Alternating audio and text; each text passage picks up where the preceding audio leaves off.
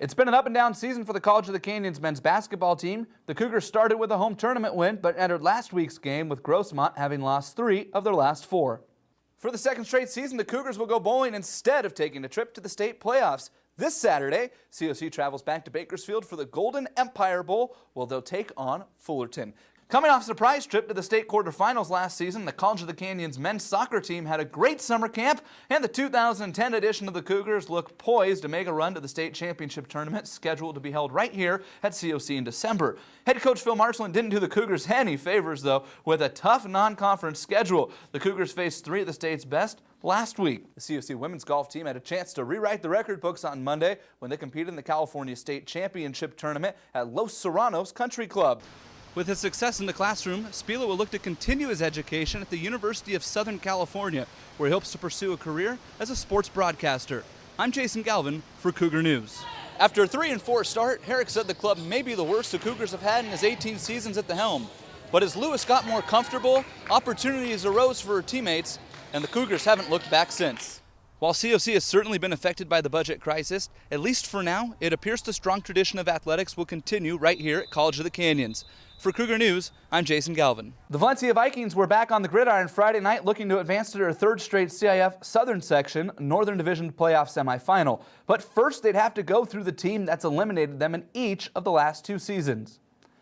Out to Moore Park High School, facing a Musketeer team that's dominated the Vikings in the semifinals each of the last 2 years. This year, a game earlier in the playoffs, and the Vikings would get on the board first. Alex Bishop downfield. Look at Matt Nyberg off the tip, and he's going to carry all of Moore Park, heck, make it all of the Simi Valley into the end zone, and the Vikings take a 7-0 lead. On their next drive, the Vikings trying to get up early in this one. It's Bishop. Look at the beautiful roll to avoid the pressure, and he's going to throw it to the end zone, and guess who? Matt Nyberg with a 2nd touchdown of the first quarter. 4 catches, 90 yards. Put him on your fantasy team. The Vikings lead it 14-0. Up 14-7, and here's Bishop again off the play fake, throws it deep, and here's his 3rd touchdown pass of the first quarter. Jake Reed into the end zone. Vikings lead at 20-7 after missing the extra point, but the Musketeers come roaring back. Late in the 2nd quarter, it's Grant Rohach connecting with Sheldon West for the go-ahead score. The Musketeers take a 21-20 lead in the half, had the Vikings saying, "Oh no, not again." Alex Bishop wasn't ready to let his season end, though. He takes the quarterback keeper right up the middle, plows his way into the end zone, and the Vikings win it 40-21, shutting out Moore Park in the 2nd half. Welcome back to Grossmont College here in El Cajon, California. A heartbreaking loss for the College of the Canyons Cougars here in Game 1 of a best-of-3 series in the first round of the California Community College Athletic Association Southern California playoffs. 6-5 the final as Grossmont knocks off COC, joined now by Cougar head coach John Wisman. John, thanks for joining us, and tell us a heartbreaking game for you guys. What was the difference in that 3rd inning when Grossmont put the 5 runs on the board? Well, you could see that they were making a little headway there. They got a few hits. We tried a couple things a little bit different there.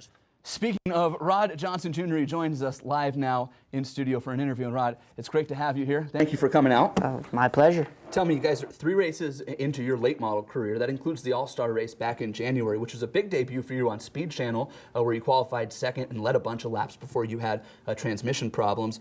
But all 3 races you've run up front. What's made your transition into the elite class at the track so easy? I think when you get stuck with a good team like High Point, and I say stuck, I mean, it's a pleasure to drive for them. On a Saturday night in late October at Toyota Speedway at Irwindale, Rod Johnson Jr., a 20-year-old up-and-coming NASCAR driver in the Super Truck division, set out on a quest for his first career championship. The Canyon Country native dominated the class for most of the season, yet found himself tied for the points lead heading into the final race. Johnson's crew carefully went through the truck before the 100-lap finale, looking to avoid the demons that have plagued the team so many times this year. Johnson's known for his cool demeanor, but even he felt the heat going into the event.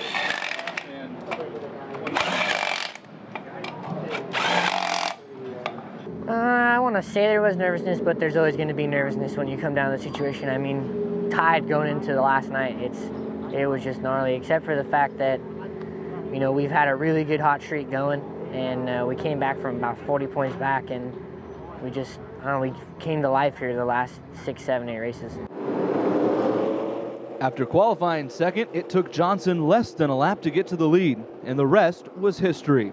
Johnson, needing only to finish ahead of defending series champion Pat Minnie Jr. to clinch the championship, led all 100 laps and even held off Minnie on a restart with 2 laps to go before taking the checkers for his 8th win of the year, and more importantly, his first championship.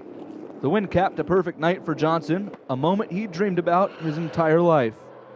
Dream come true, pretty much. Been dreaming about it since I was a kid that could sit in a race car while Dad was, working on it. I was sitting there thinking about, man, it'd be cool to race one of these one day. The third-generation racer's victory fueled a new record at Toyota Speedway. It marked the first time a father and son had both won a championship at the track. Johnson's father, Rod Sr., was the inaugural Super Late Model champion in 1999. But the elder Johnson says watching his son win a championship means far more than winning one himself. It means a lot more to me that he won a championship than actually me. But this actually is the third generation. My dad's won 9 championships. I only won 1.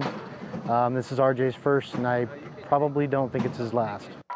Just how far the kid they call RJ can go remains to be seen. In the tough world of NASCAR, it's not always talent that takes you to the top. But after finishing 6th and watching his close friend take home the championship, teammate Joe Anderson says if put in the right situation, the sky is the limit.